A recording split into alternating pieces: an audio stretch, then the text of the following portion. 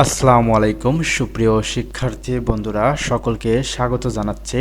তোমরা যারা অষ্টম শ্রেণী দাখিল অষ্টম শ্রেণীতে বর্তমানে পড়াশোনা করছো, তোমাদের অষ্টম শ্রেণীর বৃত্তি পরীক্ষা 2025-এর সিলেবাস অর্থাৎ সিলেবাস এবং মান বন্টন প্রকাশিত হয়েছে। তো আজকের ভিডিওটিতে আমরা আলোচনা করব যে গণিত এবং বিজ্ঞান বিষয়ের সিলেবাস এবং মান বন্টন নিয়ে। তো তোমাদের গণিত এবং বিজ্ঞান দুইটা বিষয় মিলে কম্বাইন হিসেবে 100 নম্বরের পরীক্ষা অনুষ্ঠিত হবে, যেখানে গণিতের নম্বর থাকবে 70 এবং বিজ্ঞানের জন্য নম্বর বরাদ্দ থাকবে 30। তো দুইটা মিলে সর্বমোট 100 নম্বরের অষ্টম দাখিল বৃত্তি পরীক্ষা অনুষ্ঠিত হবে। তো সময় কতটুকু পাবে? তো গণিত 70 নম্বরের জন্য তোমার সময় বরাদ্দ থাকবে 2 ঘন্টা 10 মিনিট এবং বিজ্ঞানের 30 নম্বরের জন্য সময় থাকবে 50 মিনিট। তো সর্বমোট 3 ঘন্টা। চলো এবার দেখে নেওয়া যাক গণিত তোমাদের যে 70 নম্বরের প্রশ্ন হবে, কোথা থেকে প্রশ্ন হবে, কিভাবে প্রশ্ন হবে সেইগুলো একটু দেখে নেই। তো তোমাদের গণিতের প্রথমে 1 নম্বরে এক কথায় উত্তর প্রশ্ন থাকবে। তো এক কথায় উত্তর প্রশ্নের মধ্যে দেখো পাটিগণিত অংশ থেকে 3টা, বীজগণিত অংশ থেকে 3টি, জ্যামিতি অংশ থেকে 2টি, তথ্য উপাত্ত অংশ থেকে 2টি নিয়ে মোট 10টি প্রশ্ন থাকবে। 10টি প্রশ্নের মধ্যে 10টিরই উত্তর দিতে হবে। এখানে প্রতিটি প্রশ্নের জন্য নম্বর বরাদ্দ থাকবে 1, অর্থাৎ 10টি প্রশ্ন যদি তুমি সঠিক করতে পারো 10-এ 10 পাওয়া সম্ভব। তো এরপরে 2 নম্বর প্রশ্ন সংক্ষিপ্ত উত্তর প্রশ্ন, যেখানে ছোট ছোট অঙ্ক দেয়া থাকবে, যেরকম ধরো মিডল টার্ম, ছোট্ট লসাগু ইত্যাদি, ছোট্ট একটা অঙ্ক। তো এখানে 10টি সংক্ষিপ্ত প্রশ্নের মধ্যে থেকে 10টির উত্তর দিতে হবে। তো এই সংক্ষিপ্ত প্রশ্নে তুমি আবার পাবা প্রত্যেকটা অঙ্ক গণিত ঠিক করার জন্য 2 নম্বর করে, অর্থাৎ 10 গুণন 2 অর্থাৎ 20 নম্বর।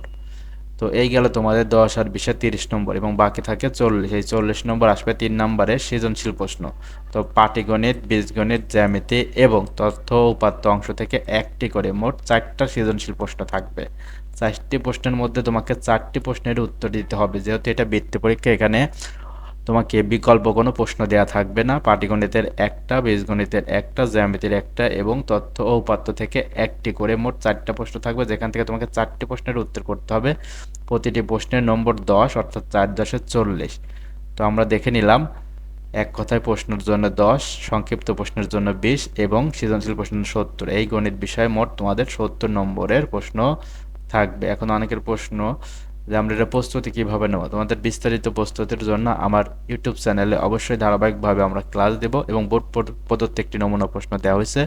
পরবর্তী ভিডিওতে তোমরা নমুনা প্রশ্ন এবং তার সমাধান দেখতে পাবে এবং সামনে তোমাদের জন্য সাজেশন ক্লাস রেগুলার আপলোড দেওয়া হবে।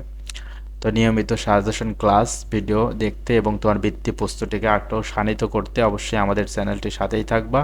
তো এই আমরা গণিত বিষয়ের 70 নম্বরের মানবন্ধন দেখে নিলাম। চলো এবার দেখে নেওয়া যাক বিজ্ঞান। তো বিজ্ঞান বিষয়ের নম্বর থাকবে 30। তো যেহেতু গণিতে আমাদের 3 নম্বর সৃজনশীল ছিল 4টা এবং এরপরে 4 নম্বরে তোমাদের বিজ্ঞানে শুরু হলো এক কথায় উত্তর 5টি প্রশ্ন থাকবে, যেখানে 5 নম্বর। এরপর শূন্যস্থান পূরণ থাকবে 5টি, যেখানে 1 নম্বর করে 5 নম্বর, এই 5 5-এ 10 এবং সৃজনশীল প্রশ্ন থাকবে 2টি এবং প্রত্যেকটি প্রশ্নের জন্য 10 করে, 10×10 = 20। তো এই সর্বমোট 30, অর্থাৎ গণিতে 70 এবং বিজ্ঞানে 30, এই সর্বমোট 100 নম্বর। তো যারা দাখিল অষ্টম শ্রেণীতে পড়াশোনা করতেছো, অর্থাৎ মাদ্রাসায় যারা অষ্টম শ্রেণীতে পড়াশোনা করতেছো, তোমাদের বৃত্তি পরীক্ষার অগণিত এবং বিজ্ঞান বিষয় দুইটা সমন্বিত হিসাবে 100 নম্বরের পরীক্ষা হবে। তো এই ছিল তোমাদের মান বন্টনটি। তোমরা আশা করি মান বন্টনটি বুঝতে পেরেছো। আগামী ভিডিওটিতে আমরা এই মান বন্টনের আলোকে একটি নমুনা প্রশ্ন নিয়ে আলোচনা করব। ততক্ষণ সকলে ভালো থাকবে এবং এই চ্যানেলটির সাথেই থাকবে। ধন্যবাদ সকলকে।